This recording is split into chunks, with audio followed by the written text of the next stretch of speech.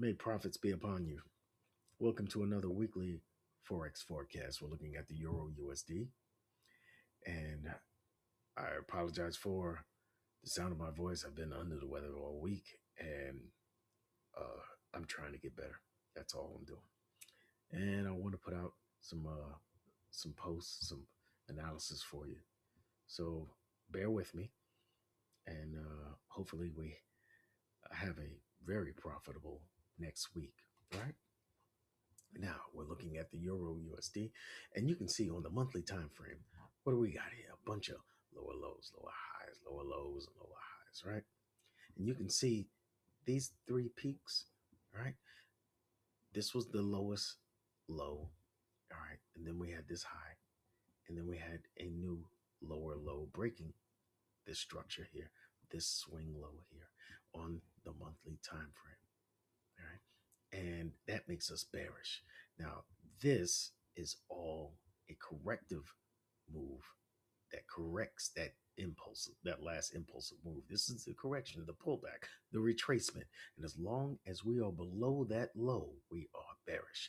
When we break this low, that is swing structure breaking. All right. That is a structural break. And that would make us bullish. And I would be looking for longs after that point, but trade, it has to trade through and close past that low. That high in order for me to change my bias from bearish to bullish. Right now, this looks like a potential lower high relative to this one for that could lead to the next lower low. All right, potentially. All right, so we are within this range of price. You can see this is the 50%, and right now we are at OTE levels, right around the 80% mark of this range. We retrace 80, maybe 85%. I'm looking for the market to either turn over or break through. All right, and trade towards this high. Once we trade through this high, that's when I'll turn bullish. All right. Right now, there's potential for this to turn over. Let's take a close look on the weekly. All right. And let's zoom in. And on the weekly, you can see the market has been what? Consolidating. This is a range. High, high, low, low, high, low. It's very difficult to trade because these kind of consolidative ranges don't respect technicals. They don't care if you got I got a bullish fair value gap there, and the price is going to pull into it, and it's just going to continue. No, that's not necessarily going to happen that way. All right, you can see there was a bullish fair value gap here, ran right through it. You understand? There's a bullish fair value gap here. Ooh, who cares? All right, nobody. All right, because this is a consolidation. All right. So you don't you have to play the range. You got to play the highs. You got to play the lows. You take your buys from down here, and you take your lows from down here. It depends on what your trading plan is. All right. But that's the best way to play ranges. All right, because it could turn around at any point. Now, what I want you to see is look at the nature of that wick. It came and took out, just swept the buy side liquidity, took out this high, took out the buy side liquidity, and then came back into the range. Usually, and that's a strong usually when the market is consolidating like this, that is accumulating orders, accumulation. And when it peaks above, you see a little breakout like that, that is manipulation. And when it comes back into the range, there's a good chance that it's going to sweep the sell side liquidity right after it sweeps the buy side. It takes that buy side out, and it comes down, and there's usually bearish indicate. That's a bearish indicator where it distributes bearishly, right? AMD, accumulation, manipulation, distribution. I think that might be what we're experiencing here, especially being that it's happening at the top of this trend. All right. So what am I thinking? I'm thinking that there's a good chance the market may turn over here. All right. And uh, does that mean I jump into shorts? No, of course not. I don't. I want to take shorts when that low, this low is traded below, because you see how there was three down candles here, the down move before the stronger up move. That is supposed to be an area of fair value, or it looks like a change in state of delivery. All right. And you can see the market is holding on top of that line. All right, let me draw that line for you. All right, see, it seems like the market is respecting it right now. But will that will that be the case? This looks like it could hold as an order block and push price higher. If the market is to remain bullish, if that bullish momentum that brought price up to this line in the first place is to continue, it has to close past the 50% of this wick. That's what that red line is there for. All right. If we see a break and close below it, above it, then we know the market is probably going to head up higher towards that high and towards those old highs in this trend line. Okay. If the market respects the 50% and we start trading lower,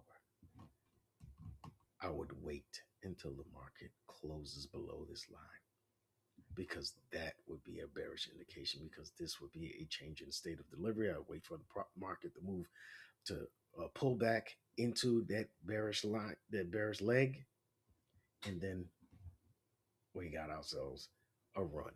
All right, a very nice area to take a trade from, but it has to break this, or it has to confirm what it what it's going to do.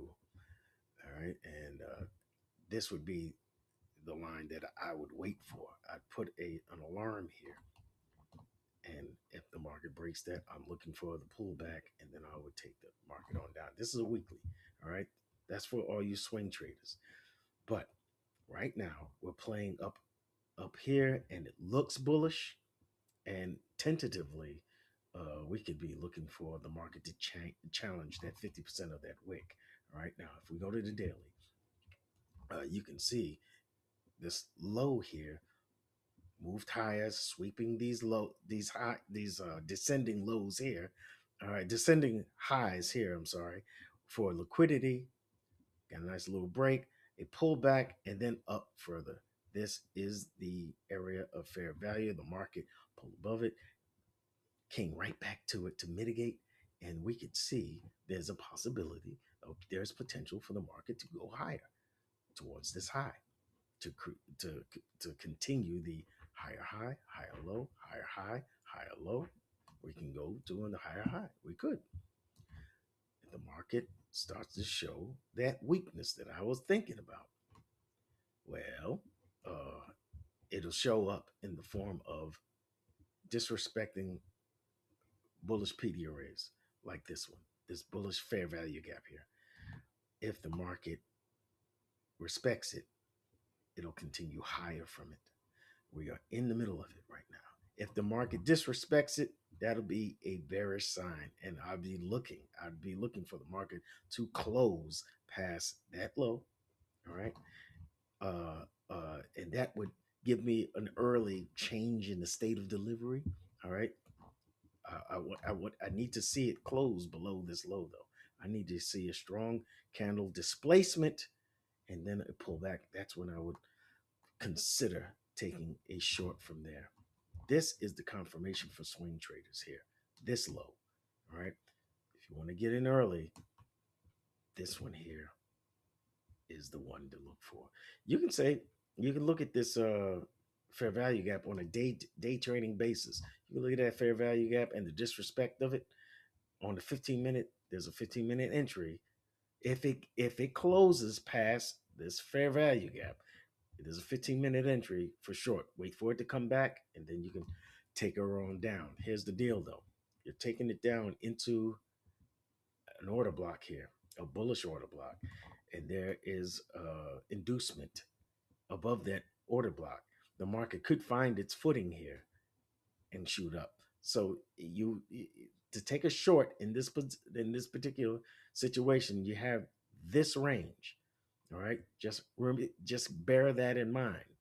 All right, and there's some risks to it because it was bullish momentum that brought the price up into this area. That was bullish momentum would go counter counter trend, if you will. All right, there is a bearish fair value gap here that the market uh, close past, and then we have this little pullback. We could see this thing go up. So don't be jumping into trades too quick. That's all I'm saying. All right. I'd wait for sure enough these up close candles. If the market closes past that, I'm looking for that pullback, and I'd love to take it down. I'd love to take it down, but it has to show me here because there's an order block here. It has to show me here that uh, it would turn over, and that this would be the resistance I'm looking for. So we would get something like this down, boom, bam. That's what I'd be looking for. That's what I'd be looking for anyway. That's it. I hope that you appreciate what I put out here. All right. I gave you your warning signs. I gave you both bullish and bearish cases. All right. Telling you that I am leaning towards the market turning over.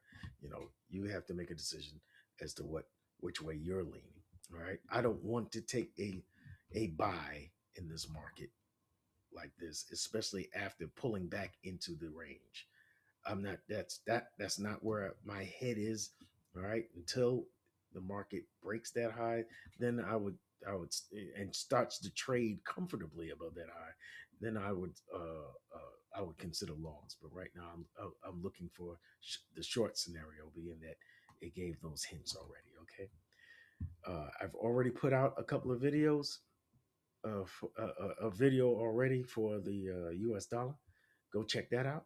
All right. And leave a like on it, and check this one out. And I will see you in the next video, which will be the pound USD.